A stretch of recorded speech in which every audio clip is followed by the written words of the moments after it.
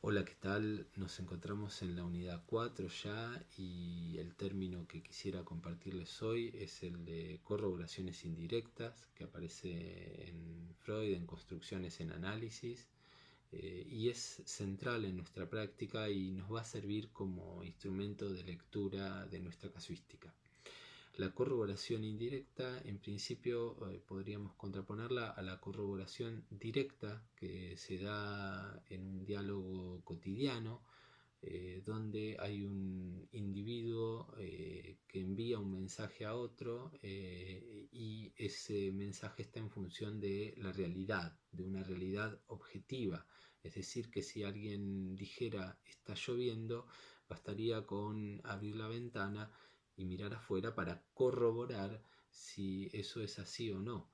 Mientras que en la clínica psicoanalítica, en la experiencia del inconsciente, las corroboraciones a las cuales vamos a prestar atención van a ser otras.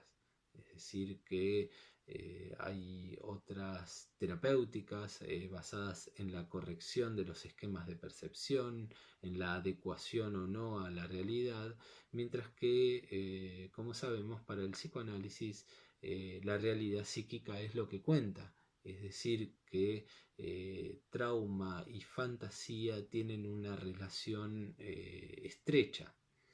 Para introducir las corroboraciones indirectas, Freud se va a, digamos, basar en una conversación imaginaria con un interlocutor que criticaría al psicoanálisis diciendo que ustedes los analistas siempre tienen razón finalmente. Si es sí es sí y si es no hay resistencia del paciente, con lo cual el inconsciente se volvería una especie de argumento inapelable.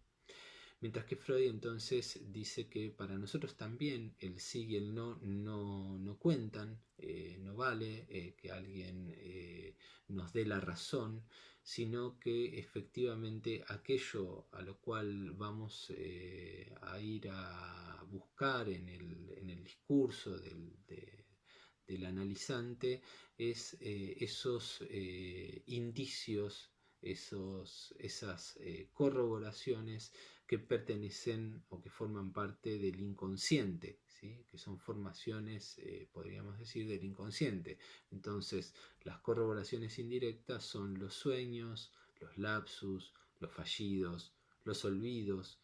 Freud también dice un giro en lo que se oye, es decir, que incluso la entonación en que alguien puede responderle al analista es también una manera de corroborar la construcción o la interpretación, que son los dos modos de intervención que Freud propone en el texto.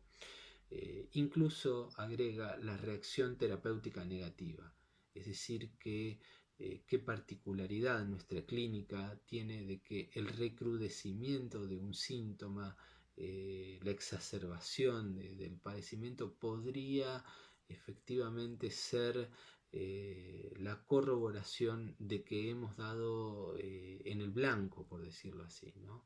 Es muy importante esto de la corroboración indirecta porque está en vínculo directo con la noción de verdad, ¿sí? La noción de verdad en términos de la posición subjetiva, es decir, que se tratan de hechos del lenguaje, es decir, que las corroboraciones indirectas son esos puntos donde el inconsciente habla y donde se dice más de la cuenta, donde se dice más de lo que se sabe. Es decir, que el sujeto dividido forma parte del corazón de la regla fundamental.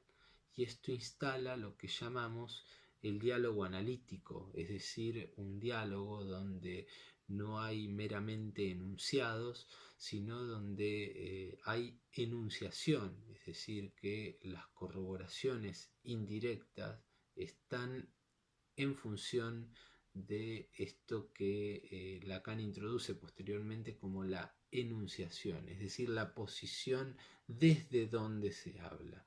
Entonces, las corroboraciones indirectas podrían ser la manera en la cual leer los efectos de los señalamientos, de los cortes, de la interpretación, es decir, de las intervenciones del analista.